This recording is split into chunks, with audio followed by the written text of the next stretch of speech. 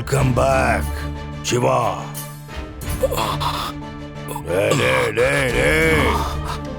என்ன பாடுறா?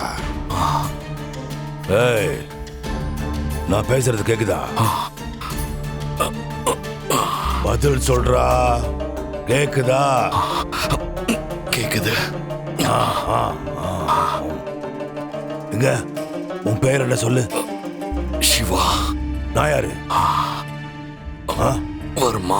என்ன எப்படி தெரியும் உனக்கு? ஊருக்கே தெரியும், எனக்கு தெரியாதா?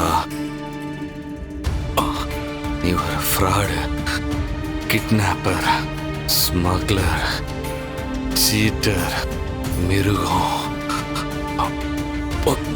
புறம்போக்கு. போதும் போதும். சரி, நான் வேற கேள்வி கேட்கறேன், அதுக்கு பதில் சொல்லு. என்ன வேணாலும் கேளு. அந்த அயலி யாரு? அவளை பத்தி சொல்லு.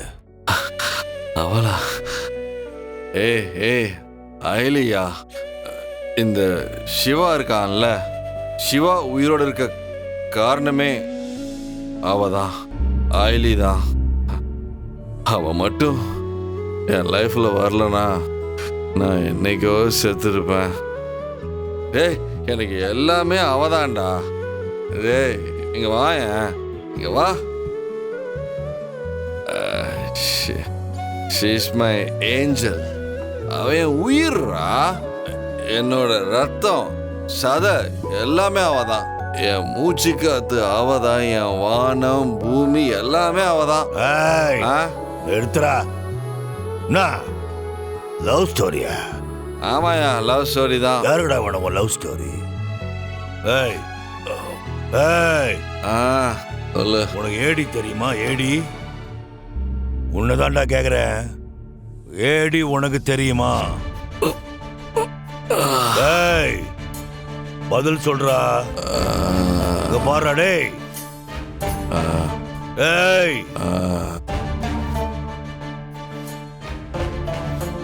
ஒரு புறம் பொறுமையும் மறுபுறம் தைரியம் கலந்திடும் அவளது குணங்களடா.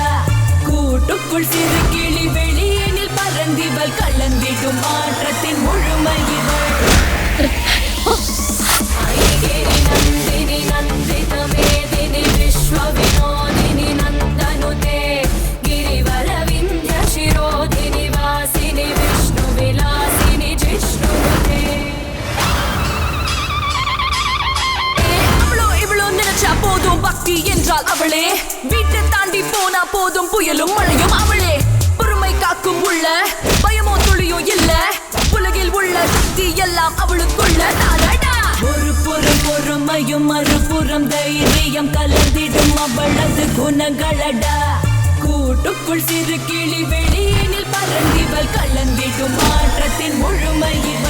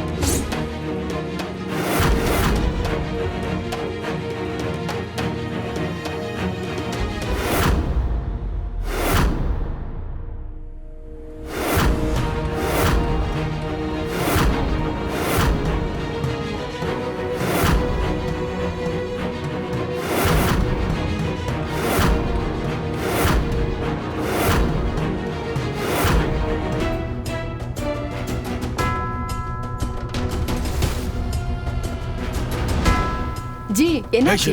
Are you okay? I'm okay. I'm very much okay. அந்த ஏழி தப்பிச்சிட்டா. பவர் கட்டாச்சு தப்பிச்சிட்டா. எங்க போனான்னு தெரியல. அந்த சிவா அங்கதான் ஜி அவன் இருப்பான். Let's go check on him. தப்பிச்சிட்டா. Where is he?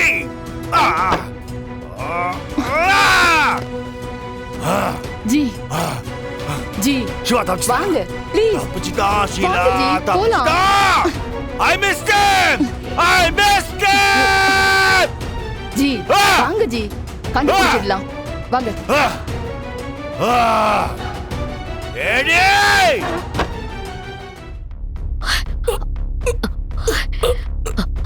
Siva Siva ஒரு நிமிஷம் இங்கே இருங்க இதோ வந்துடுறேன்.